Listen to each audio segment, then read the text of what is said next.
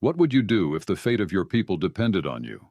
Esther, a young woman hiding a dangerous secret, suddenly finds herself crowned queen of Persia. But just as she begins to settle into her new life, a wicked scheme is revealed, one that could destroy everything she holds dear.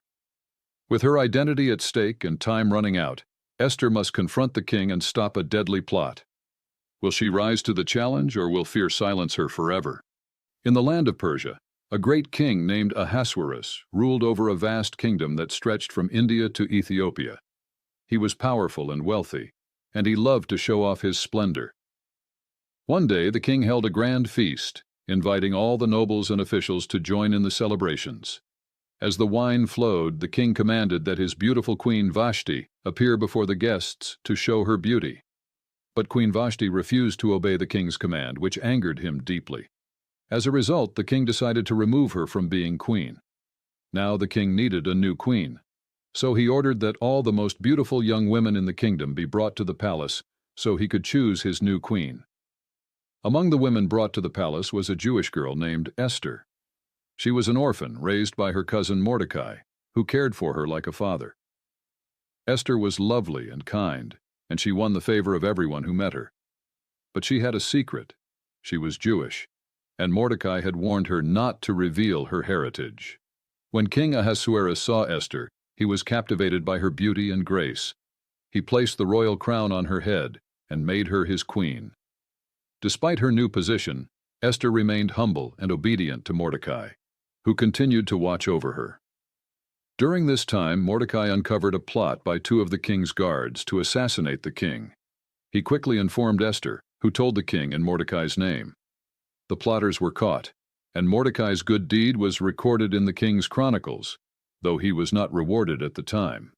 Now there was a man named Haman, one of the king's highest officials. Haman was proud and arrogant, and he demanded that everyone bow before him. However, Mordecai refused to bow, for he was a Jew and would not bow to anyone but God. Haman was enraged by Mordecai's defiance and sought to destroy him. But Haman's hatred extended beyond Mordecai. He wanted to wipe out all the Jews in the kingdom. Haman went to the king and convinced him that the Jews were a threat to the kingdom. He persuaded the king to issue a decree that on a certain day, all the Jews in Persia would be killed. The king, not realizing the full extent of Haman's plan, agreed, and the decree was sealed. When Mordecai learned of the decree, he tore his clothes in grief and put on sackcloth and ashes, a sign of mourning. He sent word to Esther, urging her to go to the king and beg for the lives of her people. But Esther was afraid. In Persia, no one, not even the queen, could approach the king without being summoned. Anyone who did so could be put to death, unless the king extended his golden scepter. Mordecai sent a message back to Esther, reminding her that she could not escape the decree just because she was in the palace.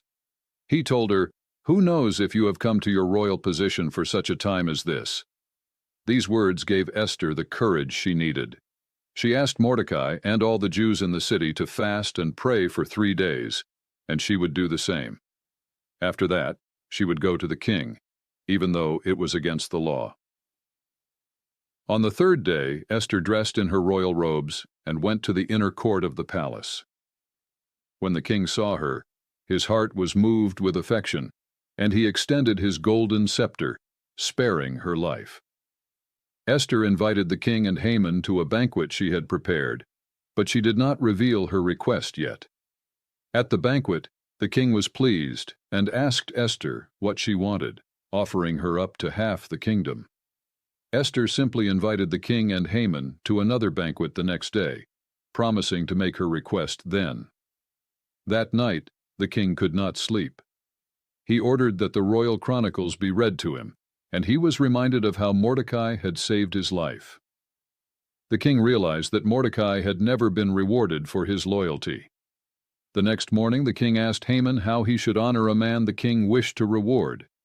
Thinking the king meant him, Haman suggested a grand public display of honor, with the man dressed in royal robes and paraded through the streets on the king's horse. To Haman's horror, the king ordered him to do this for Mordecai.